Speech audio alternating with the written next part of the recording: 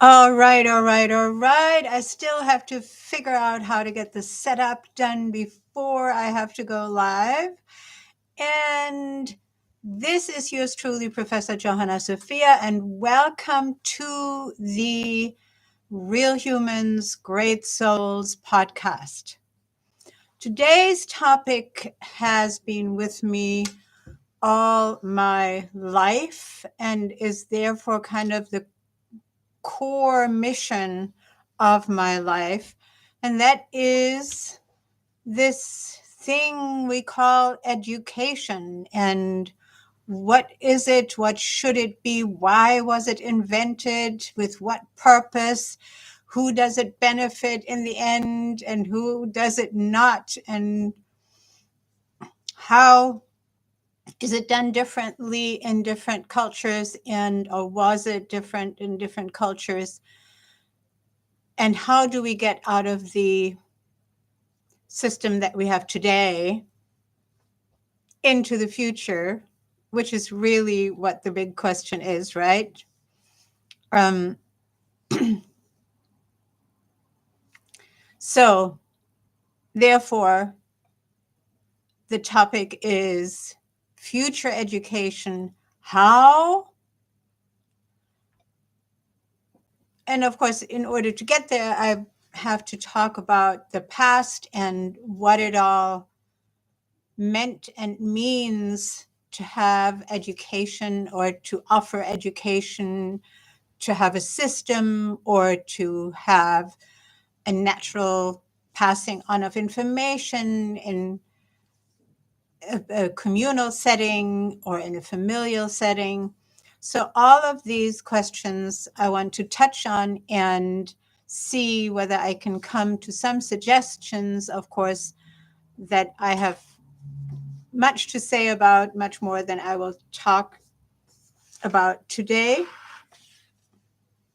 as my educational thesis is titled Concept for a Planetary Waldorf School, in that case, of the Future. And that's the subtitle, the title being The Multicultural Waldorf School. Now, this was written in 1998, 1999, and still holds so very true. The entire analysis of school system and where we want to go from here, if we want to consciously and productively analyze and understand and create the system that we need for the next era, what I see and what many people see as this transition into the next era on planet Earth. If we don't mess it up so bad that there won't be another era, which I tend to not believe.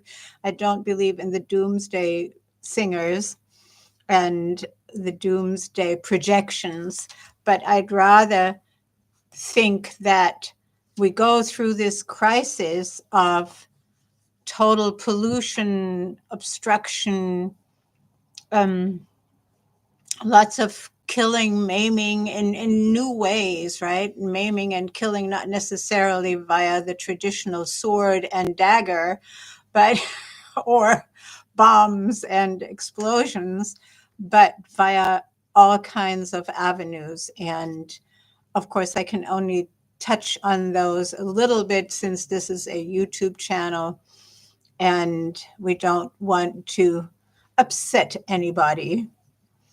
Community rules, right? But yes, so education, educare, I suppose, in the Latin word. Of course, the concept of our Western education stems from, ironically, also the same era in Greece that I talked about, talking about Hippocrates as the founder of the medical system, in quotation marks, which at the time was very much herbal medicine. And I just read that Hippocrates also created the first midwifery school. Now, he hadn't given birth, but I guess he knew a bit about healthy birthing, healthy care for pregnant women, etc. So interesting. Now, I don't know much, and I'd love to learn more about the old Chinese educational systems, because the Chinese emperors educated, of course, only the boys of the upper echelon of society, and only those who were then groomed into leadership or into servitude at the emperor's palaces were educated in any kind of systemic way. But that dates back to almost 2000 BC. So that's a long time. Now, I personally think that educational systems also existed in other much older cultures that we're only just beginning to discover, right? We're only just beginning to discover that there were complex architectural structures and buildings, and therefore and cultural items, we that have been found way before the last ice age, etc. So I certainly think that there may be many other societal structures that have had educational systems helping the young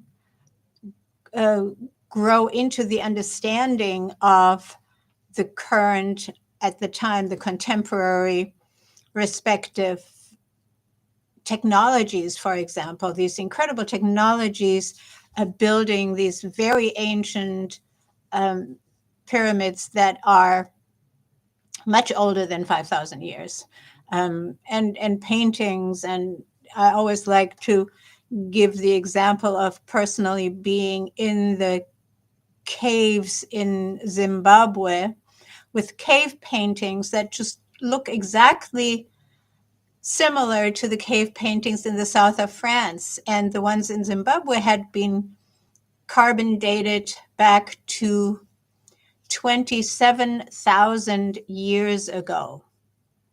So, there's so much more we need to learn about those societies. Of course, because I don't know enough about their educational system, I will just let that stand, that I do not believe that education started in China and then moved via the old Persian social structures and Indian social systems into Greece. That's sort of the European storyline that even I've been taught in school, that, the cradle of culture and civilization was in China and then moved westward, and now America is the best ever, right? With the best educational system ever. So I always had my doubts that that is indeed this linear development story. And of course, growing up, I was very much in the belief and knowledge, if you will, because that's what everybody was told, that the USA is the nation with the best educational system in the world. And of course, the Yales and the Harvards and the Columbias and the so-called Ivy Leagues, and then some other ones in the West, on the West Coast, that are not as old, are the pinnacle of education ever. That still holds true in the minds of many people of today. And of course, that still holds true also with the class system that allowed only for certain people, as with the old Chinese, only the upper echelon. Oh, and only the boys. So we are talking about the patriarchal era that we know about, and that holds true for the last 5, 6, 7,000 years, that only the males of societies were educated, were instructed, were instructed into a particular behavior or profession. Or actually, in the beginning of European education, there were only two, I guess we would call them today professions, that you would be educated into. And that would be, number one, the clergy, number two, the military. So nothing else had any kind of formal education. If you were born into the family of a blacksmith, you obviously learned from your fathers, uncles, grandfathers, etc., how to also be a blacksmith. If you were born into the family of the masons or the astronomer or the whichever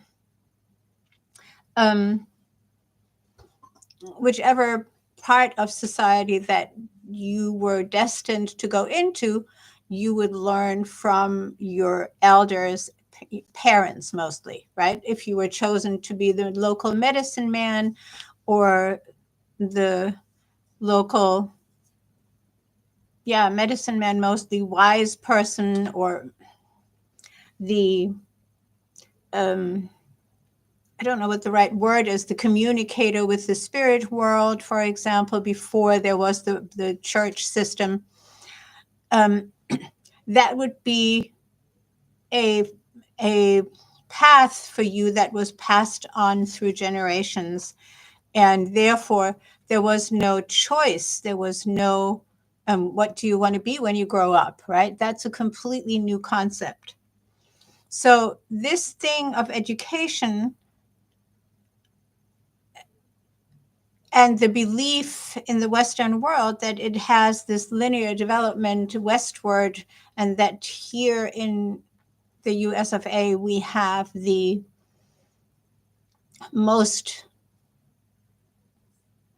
deeply advanced and sophisticated educational system on the globe, is actually currently falling apart. It's literally slowly falling apart because, I'll just give you one little example that comes to mind. In the last several years, probably a decade, most of our scientists who really are needed at universities to teach and at companies to be the thinkers, the inventors, the people who allow a particular development to progress in it, whether it's in AI or in computer technology or in engineering, etc., mostly come from Asian and European countries and some African countries. Actually, there are more Nigerian doctors in America than there are Nigerian doctors in Nigeria. So we have imported all these highly educated, highly intelligent minds, again, mostly men still, even today, but it is slowly changing, into the US because our educational system is actually failing our children to be able to get to the level of thinking. Now, that's a big statement, right? What is thinking? That's a whole other topic to talk about.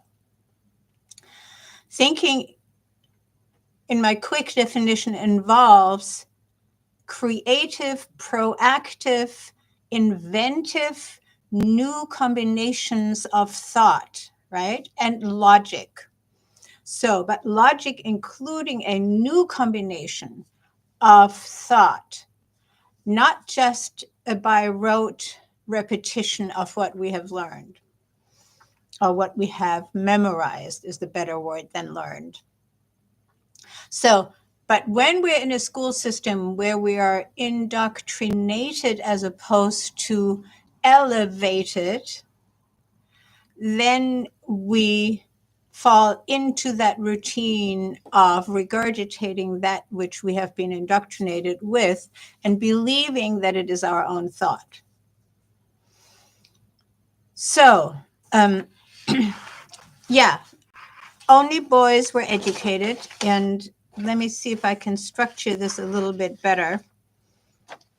So we come from the Greeks and the Romans with an educational system, again, only for the leadership of society.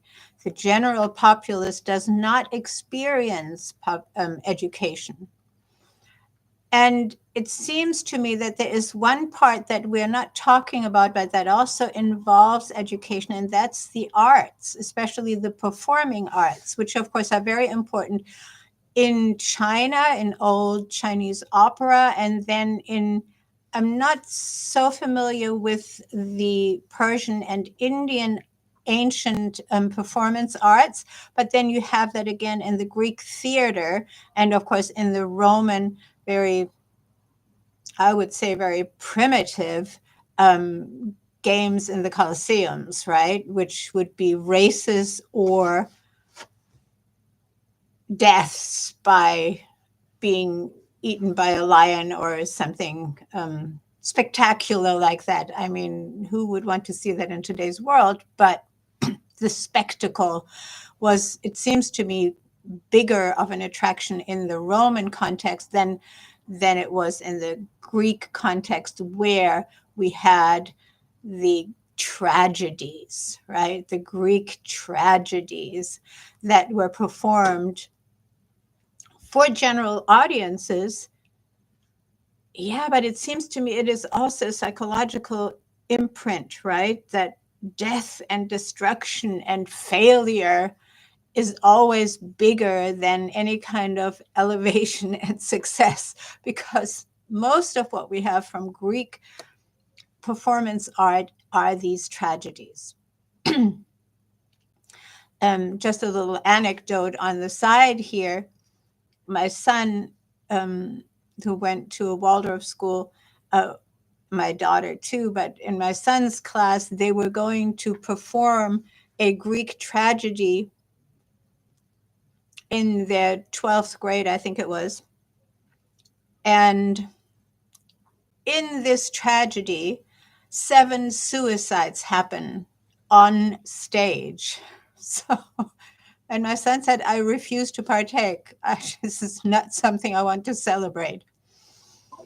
So, of course, the argument being that seeing a tragedy on stage is cathartic to the viewer, right? To no, I don't want to do that. But psychology goes in many directions there in terms of analyzing what that really does to the human mind, right? Seeing tragedy performed in that manner where you literally perform suicide. So, but that notion of tragedies on stage then gets accompanied by the jokester,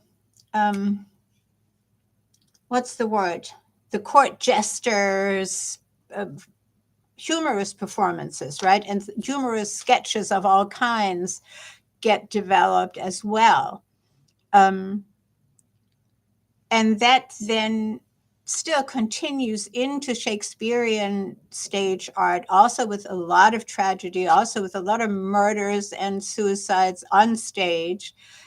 And so we're celebrating this morbidity, really, right?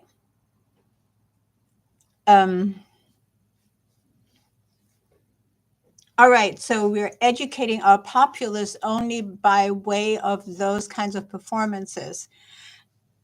And then there are some other public celebrations with performances that develop. But I just wanted to juxtapose that as almost like a public education, because this is where you see what happens if, right, you do X, then you're going to be burnt at the stake or cut to pieces or torn to pieces or whatever terrible thing happens.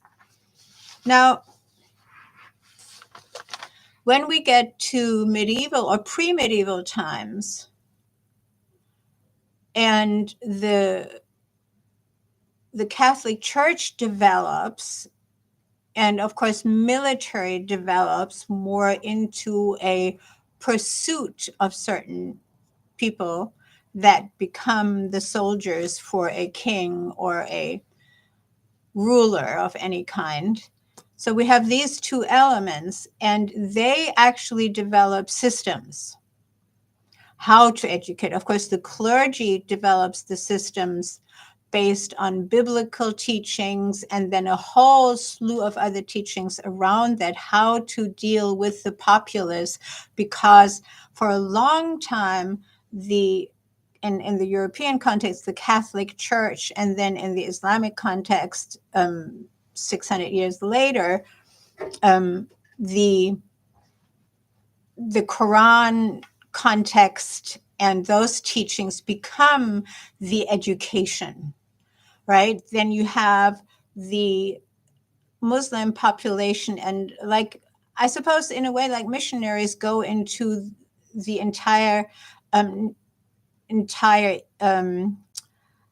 Middle Eastern countries and kingdoms, into the whole Northern African continent, and spread these teachings and start forming universities, in quotation marks, really, because of course these are different institutions of learning, but they develop institutions of learning in order, again, to spread the religion, and again, the systematic subjugation of the population via the education, and the educational mission is to indoctrinate into the religion, right? And the same happens in the Northern European parts with the Catholic Church and the teachings of the church being preached, however, from the pulpit, not except for the monks and the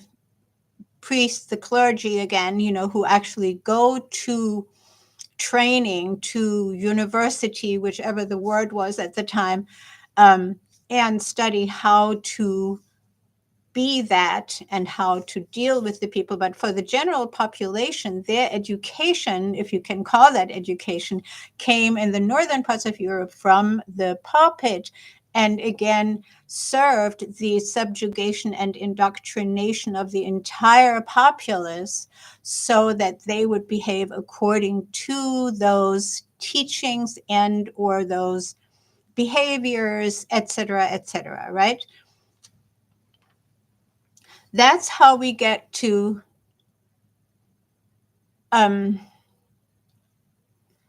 the witch burnings. In Europe, it was less a witch trial. It was just that starting in the 13th century, I do not remember which pope it was, decreed that midwifery, for example, herbal medicine taught by women, was no longer permitted, because women were not to be educated and or telling other people what to do, right? And as a midwife, of course, you're aiding, you're helping, you're bringing herbal solutions and massages and all the good stuff that midwifery did. And it was not allowed, because we are in that very patriarchal system in which women were not to be included in any kinds of teaching and in any kind of leadership role.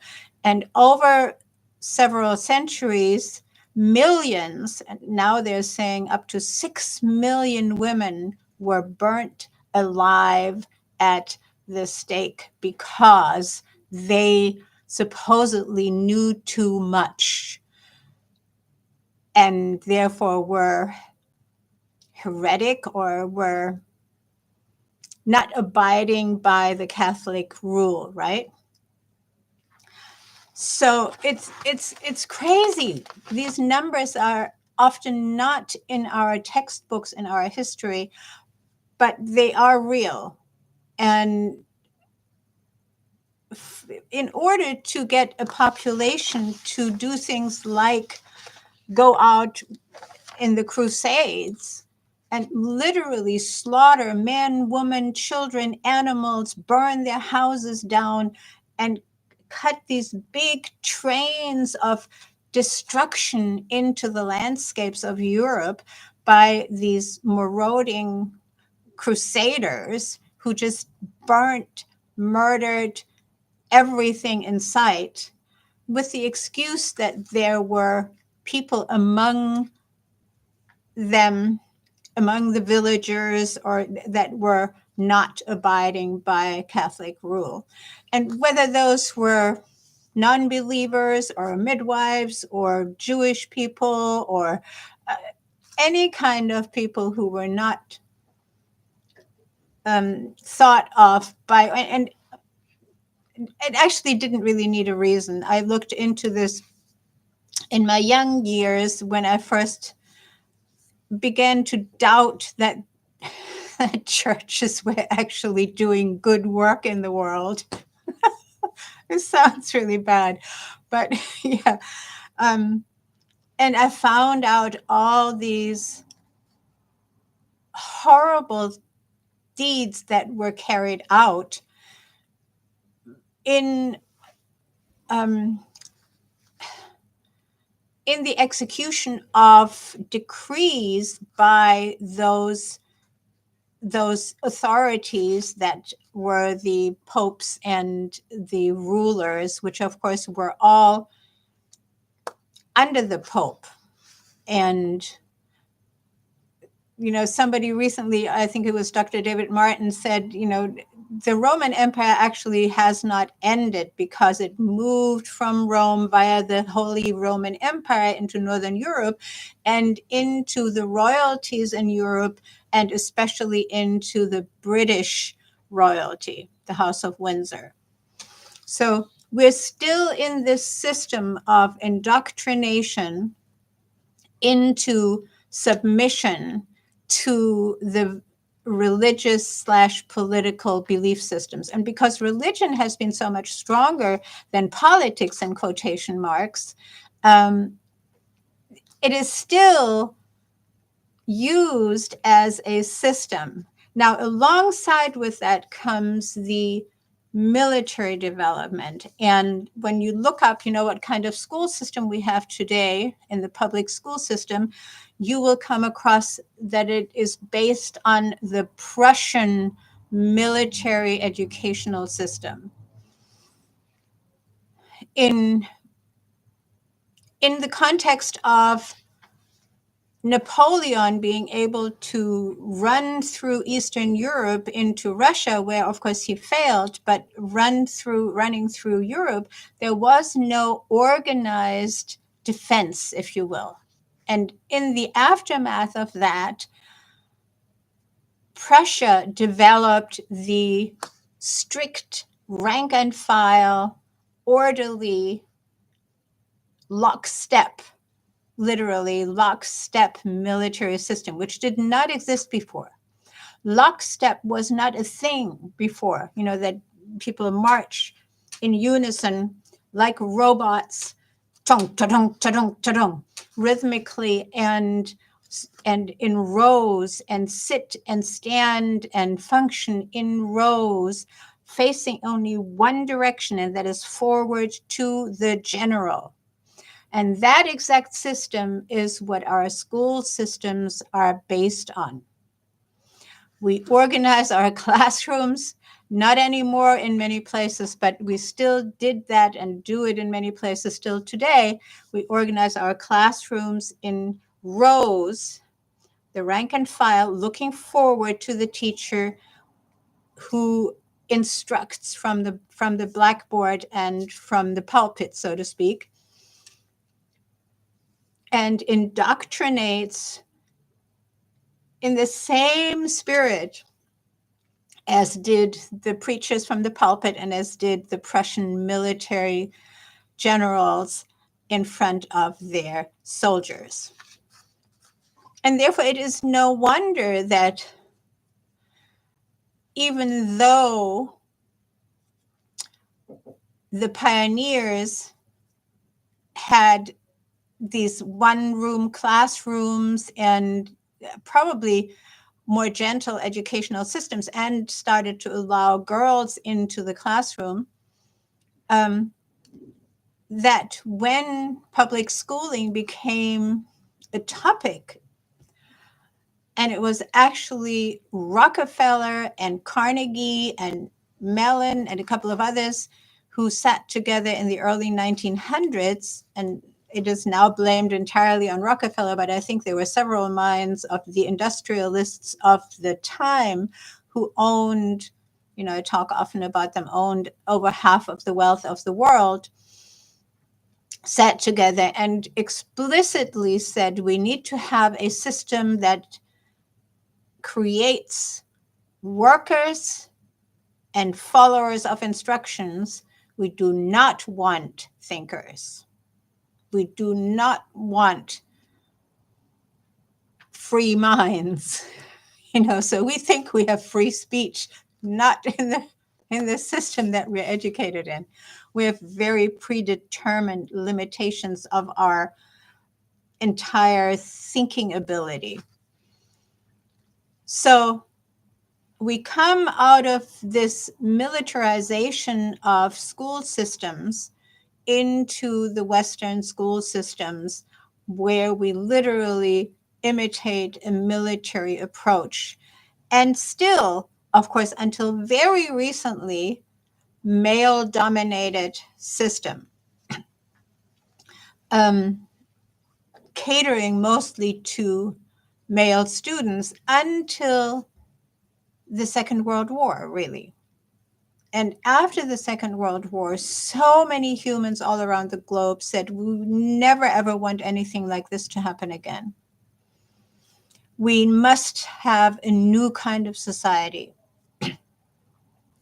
And I'm speaking here also from the experience of my parents, who were both founding Waldorf teachers in the European context in Germany, and literally as pacifists, as people who wanted to allow for new, beautiful human beings to evolve and create more humane, more caring, more environmentally friendly, more natural, beautiful systems.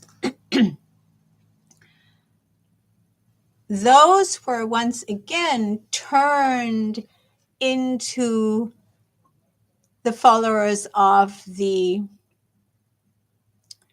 lure of riches. Now it was possible to become rich even if you were not a royal, even if you were not a blue blood, even if you were not born to the big merchants of the time. And that, in many cases, illusion drove us to this extremely competitive system that we now have.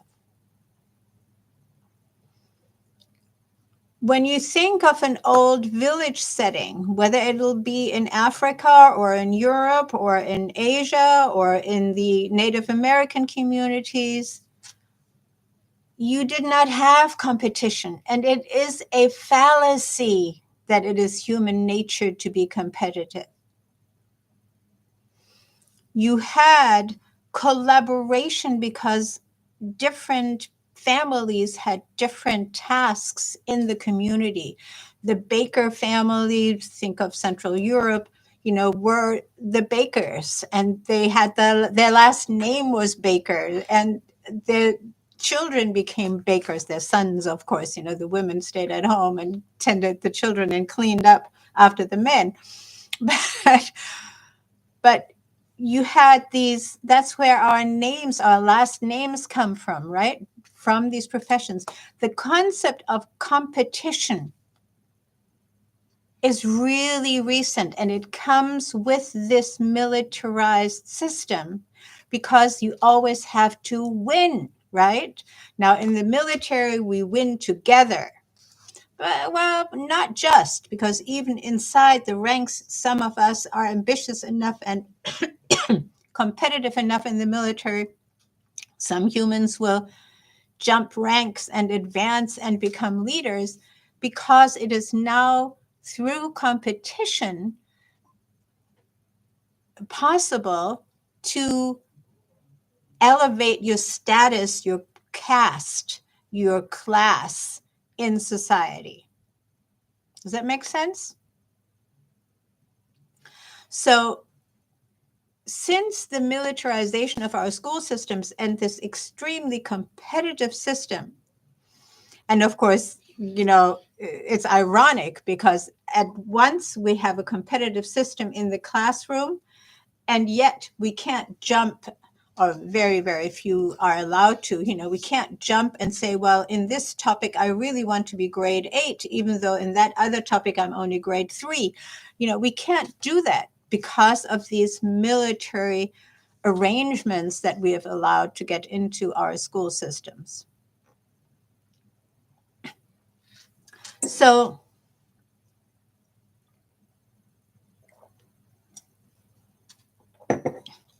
where do we need to go from here? There have been experiments, of course, since the 1960s and 70s.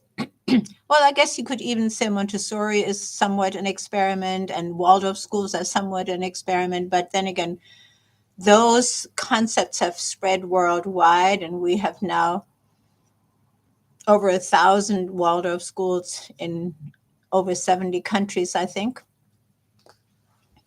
I don't know the number for Montessori schools. But yeah, and of course, we have other experiments. We had Summerhill in England with this almost unschooling concept, but pick your topic and we will find the material that you need to learn about that topic, and we, the teachers, will be your mentors, helpers. By the way, the word mentor, of course, comes from earlier times where the upper classes could go with a mentor and learn with a mentor and sit around the fireplace, around the feet of the mentor, talking and teaching, right? So that was a possibility, but it was not really accessible for the general populace. It was only accessible for that upper echelon that was around the either around the clergy or around the leadership, the royalties, the power leaders in whichever system they were. So now you have suddenly access to an educational system, but you're at once limited as to what you can learn and what you can say, what you can think, because of this indoctrination and leveling out, or leveling the streamlining what is taught and how it is taught, right? Because the purpose is, like I said, not just according to the Prussian system, but specifically according to Rockefeller, we do not want thinkers, we want workers. And Steiner says it many times too, Rudolf Steiner, that is the founder of the Waldorf schools, that the state wants you to sit in an office, in a cubicle, or in your respective subordinate position and learn the skills that you need for that in school, so that you're used to sitting still in your chair or on your bench for hours and follow orders, execute what you're told to do, not really study, research, find, discover, what happens in nature when this happens or that happens, or what happens when I drop this and that, and which falls faster or slower, or which has more resistance. All these things that kids could explore by themselves. What happens if 5 apples are added to 23 apples? What is the, all this finding out by yourself what numbers and calculation means with the help of adults is very, very different from the instruction that tells you 5 apples plus 23 apples equals 28. That's it. Don't think, don't try it. Don't see if the bigger and smaller apples have anything to play in there, and you might find a average weight, or you might find out so many other things when you just allow a child to explore. But yeah, societies are still organized in this strictly limited instructional indoctrinational system. And inside of that system, you have competition so that the children do not collaborate for the most part, but each want to be the best in following the instructor, not the best in creating a community or in being loved by the peers, but in getting that grade, in getting that accolade, in getting that certificate. All of that is competition. In winning that sports game. So we are entirely indoctrinated into always having to be better than others. Now, where does that leave the ones who are at the bottom of that list or in the respective groupings at the bottom? It leaves them either in giving up, it's my fate, I don't have anything to give, or it leaves them in aggressiveness, in vengefulness. Because, of course, we don't all come with the same gifts and even the same learning abilities. Some of us learn this way and some of us learn that way. Some of us learn this a roundabout way and some of us learn that way.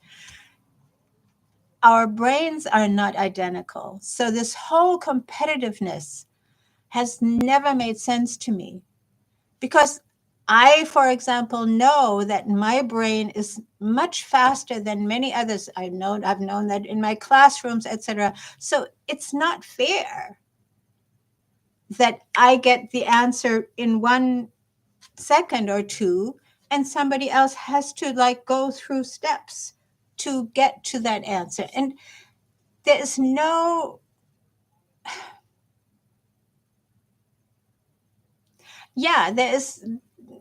there is no saying that this other person who takes the slow steps will not have much better results in the application of what they have learned in a business or in a professional setting or in climbing a mountain, for that matter, right? So I think we are stuck in this degenerating system that literally degenerates our brain. And of course, I'm not alone in this thinking. I'm thinking of my wonderful friend. Unfortunately, he's no longer with us, John Taylor Gatto, who wrote the book, An Underground History of the American School System, I think, or something similar. And then the book, Dumbing Us Down. And his last book, I think, was Weapons of Mass Instruction. Now you can hear already, how the angle and perspective here is that all these systems do not really allow us to grow into our full potential as human beings and as thinking, intelligent, capable, educated human beings, but rather keep us subdued, like I said, and submissive and admiring the rich and famous, right? As opposed to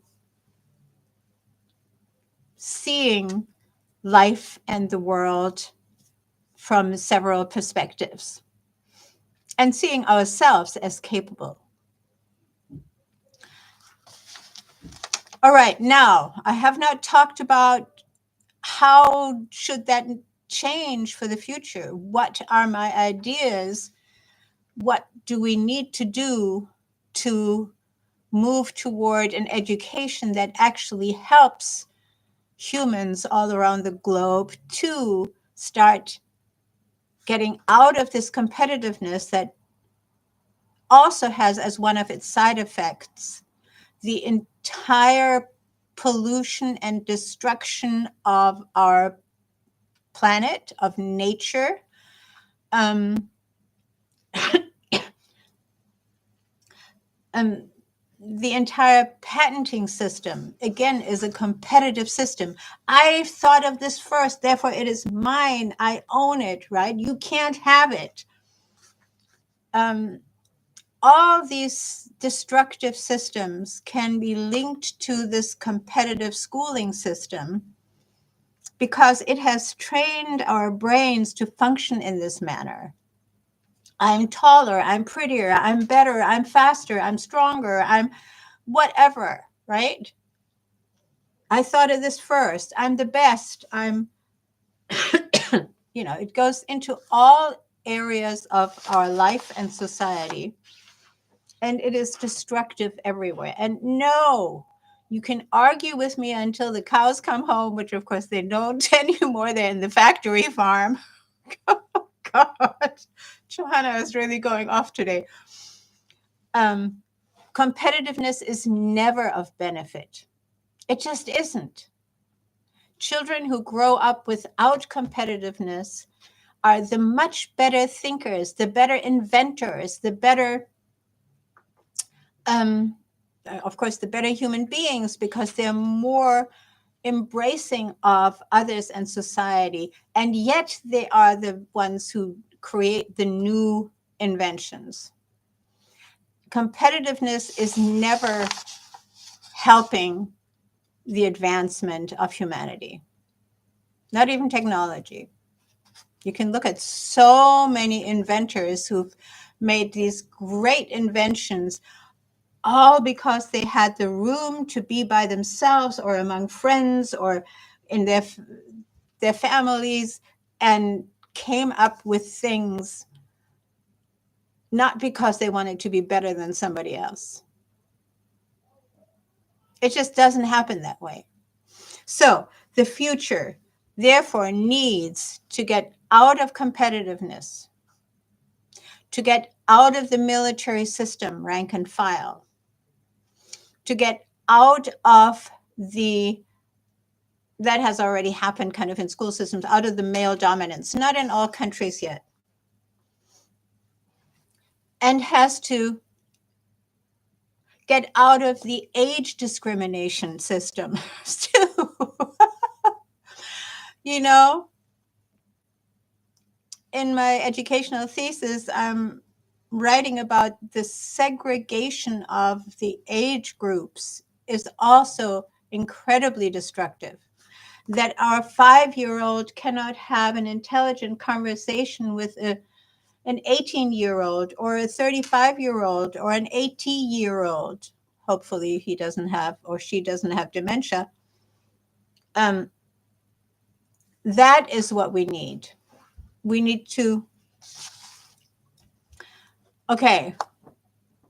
we need to realize that humans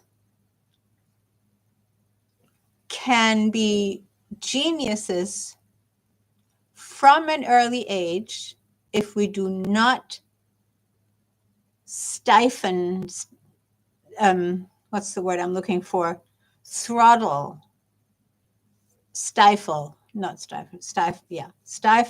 throttle, suffocate their creativeness. So the creativeness in a group setting, in a beautiful environment. By the way, beauty, I think, is very important to create around children and allow children to participate in creating, because it informs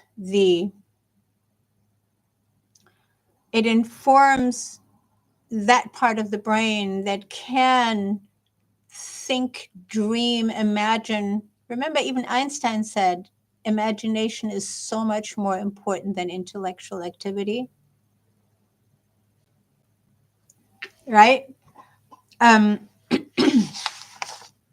That same part that helps us think of new ways of being in the world without the destruction, without the pollution, without the toxicity, without the competitiveness. That is where we need to go in the next era. And there are many, many models that work in that direction, many minds that work in that direction. I'm thinking of Dr. Gerald Hüther in Germany. I'm thinking of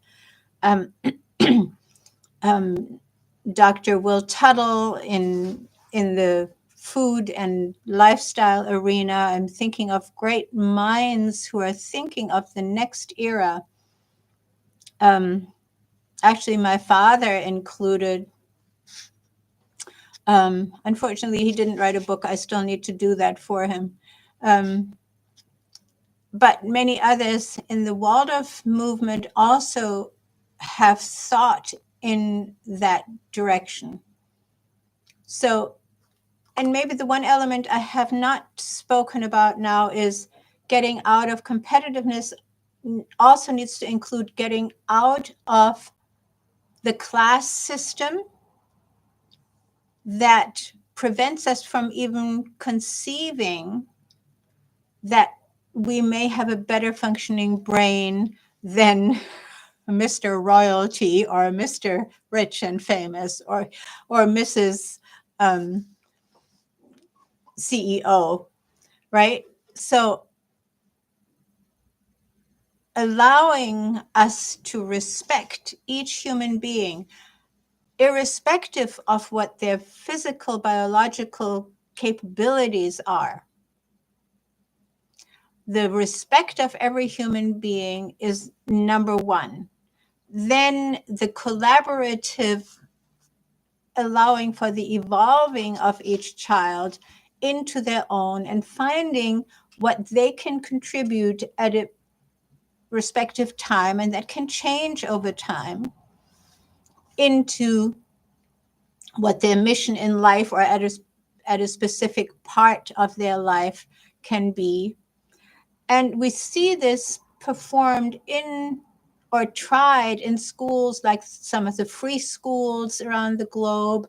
Summerhill in England was an example, Sudbury schools, Waldorf schools, the children's school in Atlanta. I just learned more about that one. So there are these schools that really try to have that approach. Each human being, when we value each human being equally and respect each human being, then the individual qualities can really evolve. And then we're not sharing everybody over the same comb, but rather we're allowing the individual abilities to come forth and blossom. And then we get contributory inventiveness and a society in which the contributory spirit rules, if you will, or carries the societal fabric. Now, this is all very abstract, and I wish I could give you more examples right now.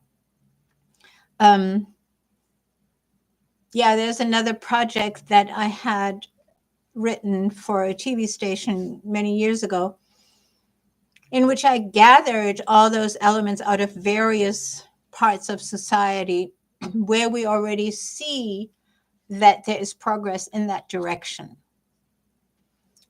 I remember there was Curitiba. This was in the 90s that I wrote this script for the documentary. Window into the Future was the title. Curitiba in Brazil was the first city that instituted busing systems and walking systems and collaborative approaches. Then there was a company in Spain where all workers, I think that still exists actually, where all workers are the owners, the co-owners of the factory, and they have excellent results. So it doesn't have to be, the argument can never be that that's not possible because humans don't operate that way. We only operate this way because we're indoctrinated in this way. So rounding this all out, the education of the future needs to be more creative, collaborative, allowing the individual, child, and young adult to explore, research, and yes, of course, read. And of course, in today's world, it doesn't have to be reading. You can listen to books as well, right?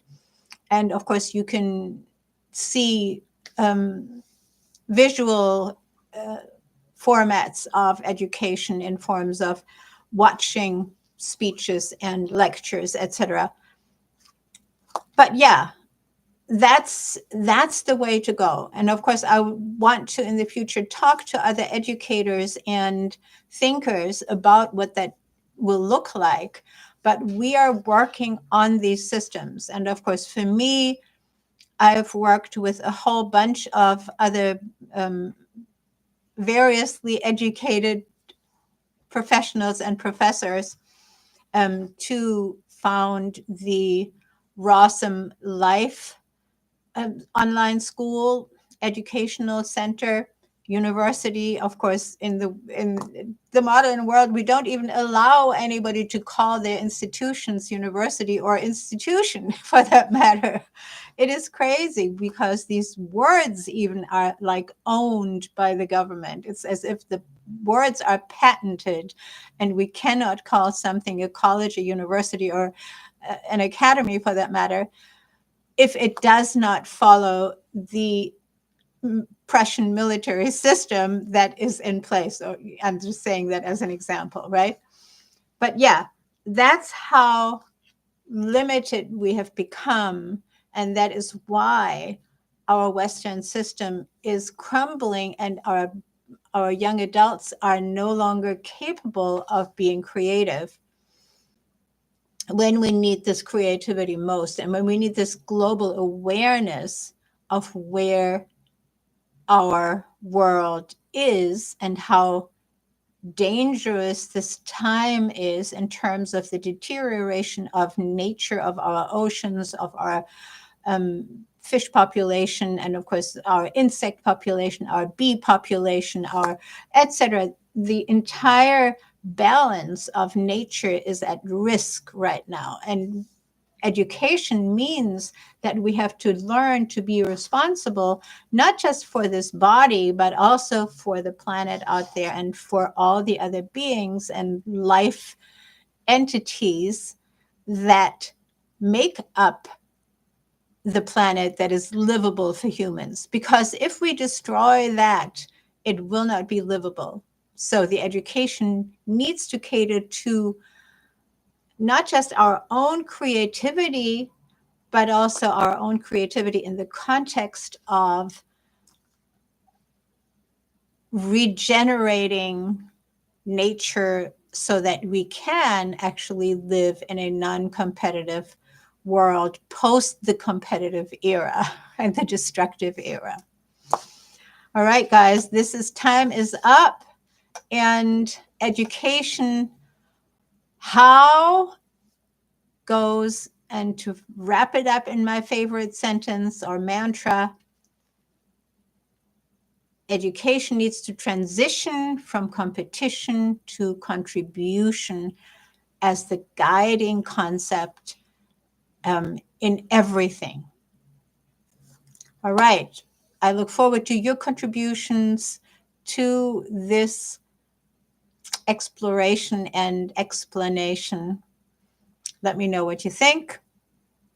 This has been Real Humans, Great Souls, and today's topic is future education. How? Let me know what you think. Ciao.